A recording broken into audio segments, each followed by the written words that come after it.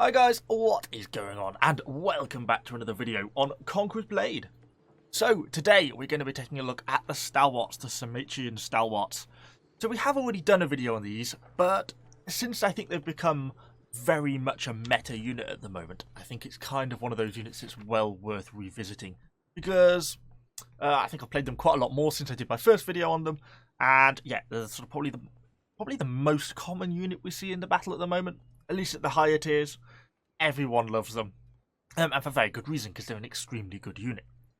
So, kind of what are they all about and what are they like stat-wise?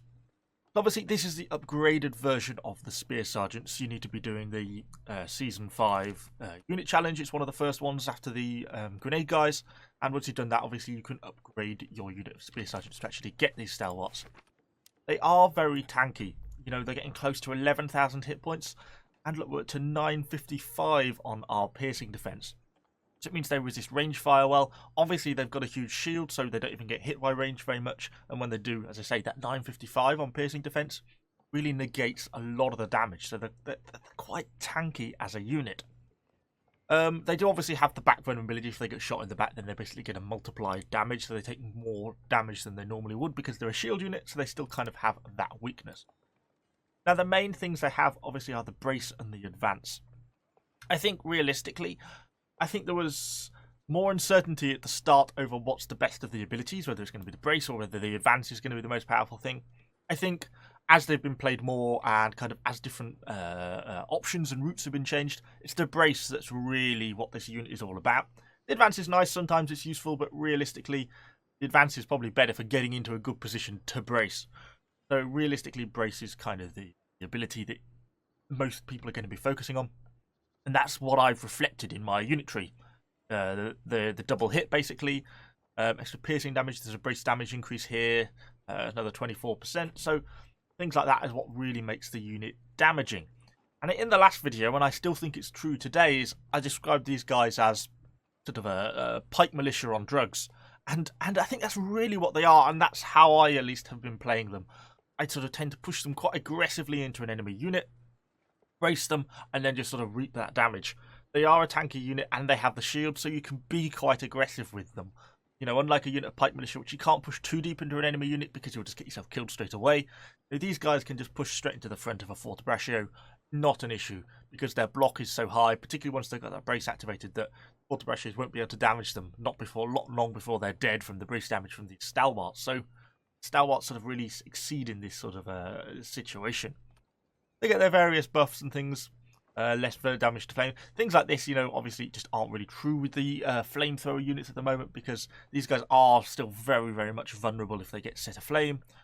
You know, the extra little things. None of these make any significant difference to their playstyle. It's the buffs that we see here that make them pretty good. They're not too slow, 5.2 on the movement speed, although they're not exactly the fastest unit on the map. But they set up pretty quickly, and they're quite tanky. Now, I am running them with full unit upgrade buffs, if we can find them. Where am I thinking? Chivalric Tree. Because they're the upgraded version of the Spear Sergeants, and these buffs here, which you're not going to be able to see on my mass because my mass is probably broken like it normally is, then these buffs here directly affect the Stalwarts, because Stalwarts effectively are Spear Sergeants, at least from the tech tree point of view. You're getting the extra 10% piercing defense, the extra 10% slashing defense, and the extra 6% piercing damage, all of which is well worth having, particularly the defensive stats. You know, extra 10% on piercing defense when it's so high, that's what makes it much closer to that 1,000 mark, makes them a real powerful powerhouse of a unit. They still make use of Spear Sergeant kits. So that's only 3,000 each to top up. Really quite a cheap unit to maintain. And everyone asks in the comments, yes, I've got them on the Templar unit attire on them, because I think it looks pretty badass. But it's one of the pre-order kits. I don't think you can unfortunately get it anymore. But anyway, enough chatting. Oh, I suppose I should show you the doctrines. Would be a good start. We've got the extra Stalwart Brace Doctrine, that increased damage, 12% brace damage. I was thinking about trying to swap out something. I don't know what I would swap out. Maybe the piercing armor penetration or a brace damage doctrine if it would apply. I don't think I've got one though in stock at the moment, which is what unfortunately is preventing me from doing it. But you know, you get the thing that says increase brace damage by 100. I don't know if it'd be able to apply on a stalwart unit. Maybe that's something someone can answer in the comments down below. I never seem to get very many of those brace damage doctrines, but if I could get one of them and it would let me apply it, then I would quite like to apply one of them onto these as well. But enough chit chat, let's hop into a battle. Let's see what we can do with stalwarts. So we've actually got a couple of clips for us today, a couple of different battles. This first one, I kind of wanted to demonstrate how they're a really good pushing unit. It's not always just about the kills with units, and these units can push, take and hold ground in a way that not many others can. So for this one, we kind of clear out. I was a little bit nervous about those back stairs, but we push up and managed to get onto the top, and then those condos round back, they just immediately died. And that poor little short sword couldn't get away in time. But nicely, our men-at-arms, good teammates, are actually covering our rear, which enables us to really kind of push up this way and clear out the A point. We then turn around, got some Imperial Pike Guards coming at us, so I brace initially just to not take too much damage from their advance, and then we can push into them, claim the hero kill, finish off the unit. Only 20 kills really so far, not really done that much in terms of killing, but really it's gone a long way to clearing out the A point. Very early on in the game still, and the fact that we're able to take and hold the A point so early is a real testament to how these guys can push so hard in this sort of situation. As we come down, I mean, this was just a small, nice unit of pipe militia pulling past. I'm just trying to delay them with my glaive. We can walk into them and, yeah, I mean, they just get insta-destroyed. So I'm now being quite aggressive with them. We take a javelin volley to the face, but, you know, there's no way. They've got loads of javelins on this supply point. You can only do it through aggression. I'm pushing up, trying to collect the javelins, which we do quite a good job of on those sergeants. And then our friendly men-at-arms, the good guys from earlier, really push through, do a really good job of clearing out that stalwart line, which enables me to push up. We get in, kind of get stuck in, and we've punched a hole in the middle, and that enables us to kind of push through a little bit, not only with our hero, but with sort of some more of our allied units. We are taking quite a few damage from javelins, but ultimately we're able to take the supply point. But it's not really about the unit kills in this case. We only got 60, not that great, but it's the fact we were able to take not only the A point, but use the aggression of the unit to take and push the supply. So, on to the next clip. A bit of a strange start on River Castle. We were just on the top. I was on top of the B wall and suddenly noticed that basically the entire enemy team seemed to be suddenly mass rushing A, which is quite rare to see on this map, particularly early on in the game. So I called my unit to me, thinking, Christ, you know, we've got to get down here and try and hold the point. Quite a lot of the friendly team responds, which is good, and we're able to kind of get set up. But it's really as we push into these spear sergeants, it shows how much more dominant these stalwarts are than the spear sergeants. They are just so much better. I mean, you can see how much damage I'm taking in the bottom left, and then look as we push into these spear sergeants. I mean, they just get eviscerated. The stalwarts, so long as they're positioned correctly, are a definitively better unit than the spear sergeants. They just trounced them in pretty much every single way. With them dead, I mean, one of the benefits of that enemy push was the fact they cleared the top wall. So I'm trying to get back up to re-secure up here. These condos actually do enough to give me a little bit of a space to get up and around, which is what I needed. And we're able to get up and sort of clear around and brace into these just remaining these peasants here. Off the unit, we're actually getting attacked behind by an Adachi, which was quite a brave move considering everything that was here, including 3 friendly heroes and everything. Does a bit of damage, but as he does that, I notice there's a nice unit of spear militia over here. Well, couldn't say no, really.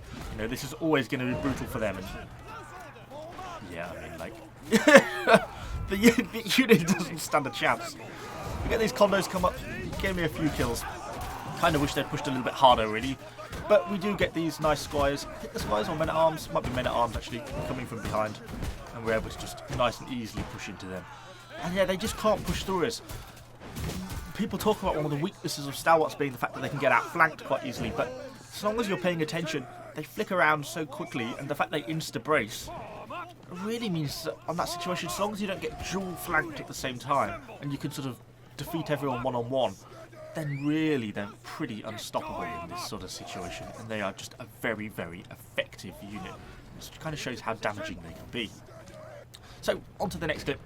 We do seem to have a little bit of a sort of affinity for killing serfs on this one. They seem to just be suiciding onto the unit a lot, so they do slightly artificially inflate the unit kills. But a bit of a longer battle on Whiteout Fork. Siege towers have only just come in. There's a bit of a surf rush going on along with a few enemy heroes. So I just push up. I fan into F1 formation at the start. I'm so disappointed I don't get the double kill there. He's stolen by that musket. I can't believe my Flying Reaper, if it had just done slightly more damage, it would have been a beautiful double kill. But alas, it was not to be. So, serfs cleared out. Obviously, you know, anything can do that. It's not any particular great achievement. But it does do it quite ruthlessly effectively. And the fact that they can do a line or block formation means you can sort of block up these sectors quite nicely, particularly on sort of fairly narrow sections of the wall like this. Our friendly Jav Sergeants just doing a little bit of javelining, as they do best. I was keeping a bit of an eye on that section of wall though, because I noticed they'd blown it out, so I kind of thought they might be trying to push through that. But actually, they really don't seem to. I've taken a little bit of damage across the whole unit, mostly from those enemy short sword heroes. But, you know, it was kind of worth it for the fact we killed the enemy heroes, even if we didn't get the kill. Damn it. So, with a couple more stuff pushing up, a little bit more serfs pushing up, we kind of get hit a bit by this maul. Unfortunately, I really throw away my my ability there, and he kind of retreats down a little bit with his serfs. So I'm trying to just block up the wall. I'm sort of a little bit conscious of enemy trebs, though. Obviously, very trebable here. That Scorpio almost made me twitch and run away, but I realised it wasn't a treb at the last minute. So we're getting pushed by a bit of stuff here. There's that musket there. I'm sort of thinking, you know, I don't really want to be sitting here particularly. Not sure where that guy came from. Again, managed to evade me. But I'm trying to thinking about getting the unit back down into the supply point, to be honest. And we get pushed by them again. I'm thinking, is there any real point in me pushing back up here? But they do start to come up the wall. And, well, as I say, we seem to collect a lot of serfs on this game. So we just go into them and brace. Slightly strange position for me to get to them. Not that easy to get to. You know, if that was Azaps or a much higher tier unit, could have been quite damaging. And I think that is one of the ways to get Stalwarts, is to try and catch them in funky positions. Because of where they were adjacent to the stairs, you know, I couldn't neatly get around that corner. I don't know why I'm doing hand signalling now, but of course the camera's not on, so it's not very helpful. But effectively, because they couldn't easily get around the corner, I couldn't set up into a nice line formation. You know, if they'd just been head on, I could have just gone up the top of the stairs, fanned out into a line and completely blocked that whole wall. But I couldn't, because I couldn't get around that corner very nicely. But it didn't matter, because they were only a unit of serfs, so they died. So I throw the unit back on the supply point. We're still in full health, but it looks like there's a bit of a pressure starting to mount on the A point now. And I'm starting to think, well, okay, we could be in a little bit of trouble here, and this is really my main duty, I guess, as a spear unit, is to protect the A point. You know, we've got the range at the back, this is what I need to be. So as soon as the unit comes back, I'm just pushing straight up to the A point. I kind of fan out at the last second. I don't want a super long line, but I mean, immediately we just get a ton of kills. And then as the friendly cav comes in, that really enables me to push in and brace again, and you see the damage we start to build up. I just get killed super quickly, and just building up all that damage against these enemy javelins, just using them like a pike militia unit. You can see the ticking, you know, are now well over 100 kills, and this isn't against low tier stuff. We're killing Imperial javelins, we've killed pretty much a full stack of Kriegs. I think there was some other javelins and some other pike units in there as well. We get attacked from Azaps behind, but again we're able to sort of traverse about and defeat them as well. And we lost 5 units. So on our, you know, well, I mean, say if 50 of the kills were serf, we've just killed 50 high tier units for 5. In that sort of situation, these guys are great because the brace damage is just so high and it hits multiple units at once. And because they're basically invulnerable from the front because of that block, they just have insanely high block. And really, there's not a lot the enemy can do to realistically counter that, unless they can get behind them. If that Azap charge had really got in and round and sort of pushed in behind me, then they might have cut through me quite quickly. But it didn't. I was able to sort of, almost like defeat in detail, I was able to defeat the guys at the front before sort of turning around and dealing with the Azaps behind. So, obviously, I went back to the supply to heal up the unit. Got to think about where I want to go with them next. Obviously, we've got some guys starting to push up on the walled side we actually started on. And I thought, well, you know, if the team's going to make a bit of a push there, then, well, I'm up for it. So we'll go and have a look. But to be honest, actually, the team really did enough without me needing to. The friendly Falconetti shooting in, and sort of the friendly ranged at the bottom was really able to kill off the bulk of the stuff on the top. And as those condos push up, that really seals the fate of any lingering units that are still there. So I'm sort of looking for my next opportunity. I was thinking there's one guy you can see on the minimap actually kind of going right round the top towards our base point, towards actually what is our spawn point. And this is a map where you can kind of be spawn camped. Something that really needs kind of dealing with on all maps is the fact that there should be proper spawn protection. But anyway, that's a topic for a separate video. So I was thinking about chasing him down. But as we do, I felt kind of that pressure was mounting on A, and I felt like I was getting sucked in by the distraction, and I think that's what he was trying to do, be a distraction, and it was working. And I sort of thought, well, why am I chasing a man around the map when they're actually getting close to taking the A point? So I came back. We kind of pushed around here, pushed around the corner. I lost a bit of unit sort of formation neatness here, which wasn't very good, as well as getting really shot by a ballista. We're dealing with these prefecture guard, but half my unit is still around the corner. You'll see them in a minute. Half of them kind of got caught there. That is one of the downsides of Stalwarts, or something you have to be careful of, is trying to keep that neat unit formation, and I kind of screwed that up a bit there. But they were fine. Even with only half the unit present, we were able to quite easily deal with the enemy prefecture guard. We then get an Imperial Pike push. It just doesn't affect Stalwarts so long as you're braced. Look, we took no damage at all, and we were able to kill a good chunk of those Imperial Pike Guard. And that is such a key unit to kill. I mean, that isn't serfs. That is a high quality, high tier unit that is very damaging. But it doesn't affect the Stalwarts, because once they brace, that's fine. You do have to be careful. If you get knocked down initially, you can't retrospectively brace, if that makes sense. So if you get knocked down and then you try and brace, well, it's too late. You have to brace pre-being knocked down by the Imperial Pike Guard. I thought the battle on the top was kind of turning against us, and we've got enemy Stalwarts sat on the A point, so I thought, well, let's pull back and deal with the actual point. That's more important. I mean, most of them get dealt with quite effectively anyway. The enemy heroes behind pushed into me much more aggressively than I thought they were going to. We do manage to kind of catch that enemy short sword though, as a bit of revenge. But yeah, I didn't expect them to push down so quickly, considering the room was just right on the top, so that's kind of why I got a little bit caught from behind there, not paying enough attention. So, the A point cleared, we kind of pushed back into what's left. Starting to take some unit casualties now, and obviously fighting another unit of Stalwarts, but because we're able to get behind, you know, quite easily be able to deal with them and the pike militia that were inside them, and be able to push through and sort of clear up the point. So, yeah, I was really quite pleased with that. I thought that would kind of gone quite well. We're just having a bit of another look at the top as the trebs come in. I mean, I suppose it was kind of a bit inevitable that it was going to get trebbed on that point, really, wasn't it? So it's not all that surprising. So with that, I'm starting to pull back down. This guy has a little cheeky look at the A point, but thankfully we're there to stop him. And as he pushes off, I'm thinking about getting back to the supply point, followed by an immediately terrible Flying Reaper move. What a waste of an ultimate. You didn't see that. That never happened. I'm not that bad. Don't know what I was thinking. But as we pan out with Zed, I was like, Christ, look at all the stuff on the northern supply point. Really kind of poor situational awareness on my part. I just had no idea until I went to Z mode, which kind of highlights how important that tactical overview map is, because I just didn't notice. I was just completely blind to it. So that's where I'm thinking of going next. So I'm pulling my unit straight to the back, and let's go up this way and, you know, kind of find my next target. We've got some little Rata marksman here, an ever amusing unit with its little sort of medieval machine guns. So as they're shooting away, I'm thinking about, what have we got coming? Quite a lot of cav, which is making me a bit nervous. And it looks like almost like a monastic sort of hussars. So I'm thinking, you know, I want to be able to get out the way of that if that comes out, because I won't be able to stop that. But they actually push behind us. And I make a mistake here. And one, I miss the Keshiks, which would have been nice to brace into. And I go and brace into the spear militia, sword militia. I didn't expect the Keshiks to come back. They came back round this way. I thought they were going to go straight down into the A point. And because they came back, they were able to walk through me backwards. And that meant they were able to do quite a bit of damage. If it had been the other way round, if I'd turned and braced, then they wouldn't have been able to damage me. And that's because Stalwarts stop Keshiks. I mean, as you see here, when they come into them frontally, they get killed. But that's more the massive mistake I made. So, yeah, I just misjudged which direction the Keshiks were going. But we were able to kill off the remainder of the unit along with a bit of allied support. But they are starting to get pressure on the A point. Thinking, crikey, let's get down there. I've only got 12 units left now, so I'm not really excessively concerned about the unit now. I don't really mind if it dies.